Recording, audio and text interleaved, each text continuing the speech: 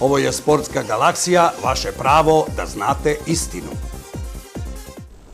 Vlast se, dakle, u ovoj zemlji zove Aleksandar Vučić. On je u isto vreme i zakonodavna, i sudska, i izvršna vlast. Logističku podršku mu daje bolumenta moralno-nakaznih mediokriteta koje je sam stvorio po kriterijumu da budu slični njemu. Među njima se, međutim, posebno ističe jedna po svemu devijantna osoba kojoj je neustavni vladar dodelio ulogu premijerke. Vlada kojom ona predsedava nije obična, nego lopovska vlada. Vidjet ćete zašto. Galaksija.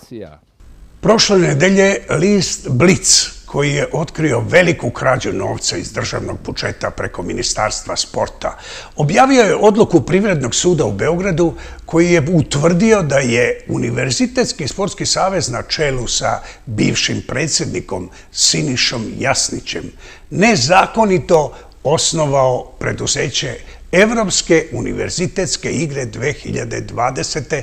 preko kojeg je obavljena krađa u iznosu od 1.200.000 evra. Ova vest nije privukla pažnju ostalih medija jer je ta lopovska saga o direktnoj krađi para iz budžeta saga koja traje već više od 3 godine. Reč je, međutim, o aferi u koju je neposredno uključena i takozvana tehnička premijerka vlade Srbije, Ana Brnabić, i zato vredi pozabaviti se još jedanput njome. Pogotovo zbog toga što ta osoba bez minimalnog znanja, obrazovanja i sposobnosti za najvažniju političku ulogu po Ustavu Srbije ovih dana drži lekcije građanima Srbije iz lepog ponašanja. Bez stida i srama ona o protestima u Srbiji decidirano kaže: to nije narod, to nisu građani Srbije. Za nju, dakle, osim njenog šefa i njegove kaste Srpske napredne stranke, ne postoji niko drugi u Srbiji. A pre tačno 3 godine i 6 meseci, dakle na samom početku njenog premijerskog mandata, preko cele naslovne strane Blica osvanula je ovakva vest. Ministar Udovičić uplatio 142 miliona dinara na račun fantomske firme. Ta fantomska firma zvala se Evropske univerzitetske igre 2020. Firmu je na svoje ime registrovao i sebe postavio za direktora Siniša Jasnić, tadašnji predsjednik Univerzitetskog sportskog saveza Srbije.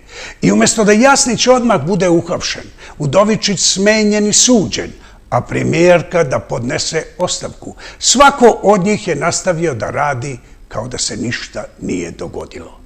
Jasnić je nastavio da vlada Univerzitetskim savezom tako što je promenio legalno izabrane delegate u Skupštini i umjesto njih doveo svoje prijatelje.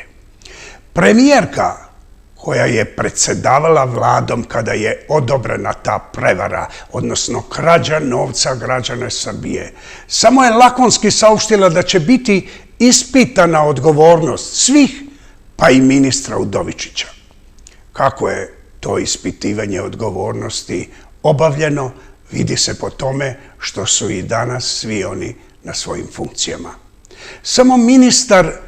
Sam ministar nije se o aferi oglašavao, niti ga je iko ikada pitao o krađi zbog koje srpski sportisti prvi put u istoriji nisu učestvovali na Univerzijadi 2018. godine. Srpski kralj Ibi, zvani Kurjačić, koji je sve građane Srbije zamenio svojim lopovskim narodom iz SNS-a i koji pred tim narodom komentariše sve, od napisa na Twitterima do ubistva kafanske pevačice, o ovoj krađi naših para preko vlade Srbije već 3,5 godine više nego glasno ćuti. Ovih dana, posle neviđenog policijskog masakra nad nedužnim i mirnim građanima Srbije, moralna nakaza i beskarakterna bivša premijerka nadmašuje svog mafijaškog šefa rečima: Ne razumem šta ti građani na protestu hoće. Pravi se dakle luda kao u aferi sa vetroenergijom u kojoj je imala važnu ulogu ili kao u slučaju državnog posla sa Dino karticama za svoga brata. Pa evo, gospođo Brnabić, problem je više nego razumljiv. Građanima Srbije je prekipelo trpilo od vlade neodgovornih kleptokrata, nesposobnih i korumpiranih kreatura na čelu sa vama. Ali pre svega, građani hoće da sa vlasti ode vaš neustavni šef.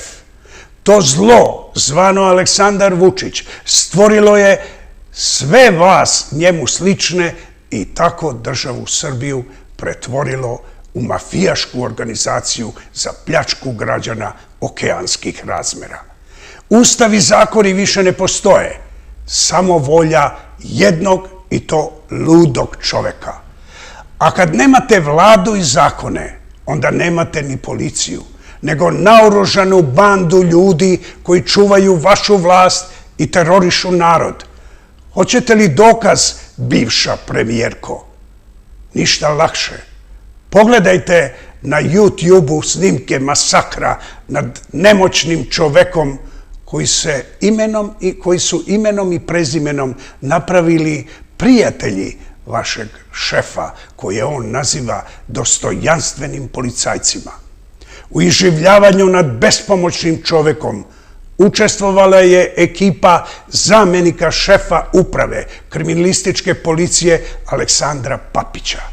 Bili su tu šef u policijskom odeljenju za droge, to je ovaj u crvenoj majici, kao i zaposleni u službi za upravljanje kadrovima, zeleni duks sa kapuljačom. Nedostaje jedino izvesni Baštovanović, koji je u zatvoru zbog afere Jovanjica. Pogledajte, bivša premijerko, i policijsku bagru, a ne dostojanstvene policajce, kako zverski muče savladanog čoveka, stavljajući nogu na njegovu glavu. Konačno, možete videti i predsjednikove dostojanstvene policajce u uniformi, kako šutiraju i pendreče mladića za koga se priča da je preminuo u kolima hitne pomoći posle ovakvih batina. Ano Brnabić, vi i vaš šef možete zaista biti ponosni na ovakve policijske pse koji vas štite i brane vašu vlast. I divite se još malo dok ne odleti sa vlasti vašem šefu, koji posle masakra koji je on izveo nad nedužnim građanima izjavljuje: mislite li da će normalna Srbija da odstupi u strahu od batinaša? Neće se to dogoditi. Gospođo Brnabić, verujem da čak i vi kao politička diletantkinja shvatate da je ovo zamena teza.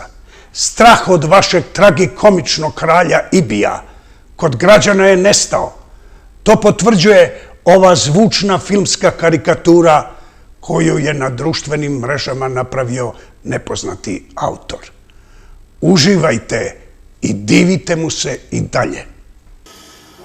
Mislite da će normalna Srbija da odstupi u strahu od batinaša? Neće se to dogoditi. Ovo je Sportska galaksija, vaše pravo da znate istinu.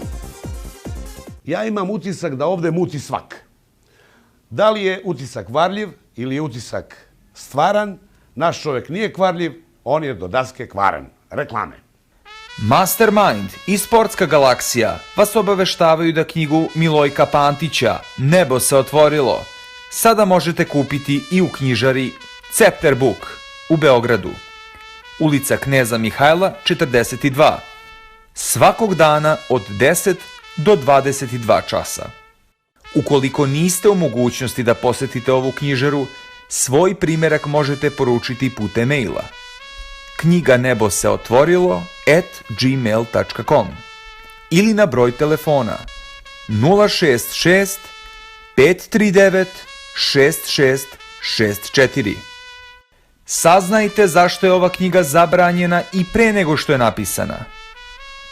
Milojko Pantić, bez kompromisa i straha, piše o stvarima o kojima drugi ćute, čime pokazuje da se ne miri sa onim što vidi oko sebe, već razobličava tu našu stvarnost. Jedva čekamo da čujemo vaše utiske o knjizi, o kojoj se već uveliko priča. Knjigu Nebo se otvorilo Milojka Pantića od sada možete kupiti i kod novinskih kolportera, na ulazu kod Terazijskog prolaza, ispred bivše rodne kuće Beograd.